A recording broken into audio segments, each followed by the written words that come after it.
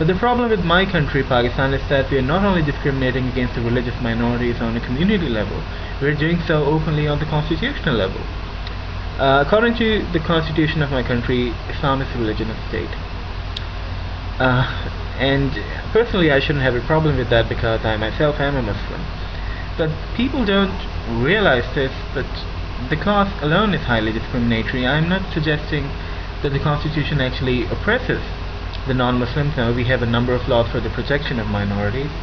But the thing is that simply by prioritizing or advertising one religion, you effectively turn the believers of other religions into second classes, and because they do not have the priorities, they do not have the advantages that we do.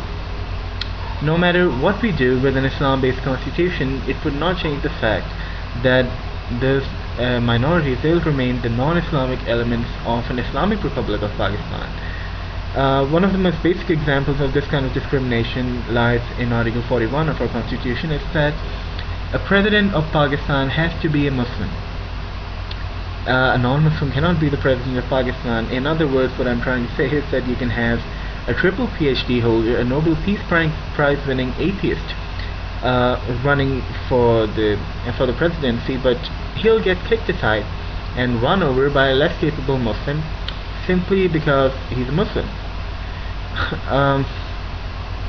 That does not seem to make sense to me.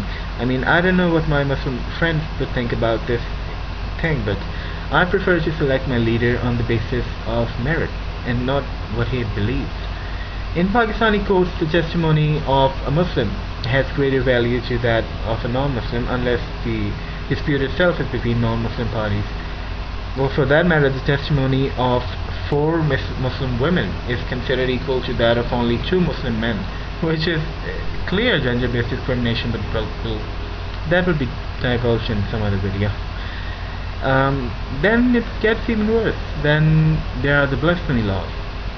These laws, according to which blasphemous actions or remarks against Holy Prophet ﷺ or the Quran, they are punishable by death. The tragedy here is that these laws have been abused again and again by Muslims to settle personal scores with non-Muslim enemies. Why? Because all it takes to convict a non-Muslim for blasphemy is the word of just one reliable witness. You don't even need to call a hitman anymore. You don't need a contract killer. You just have to run over to your nearest police station and have the non-Muslim of your choice killed legally.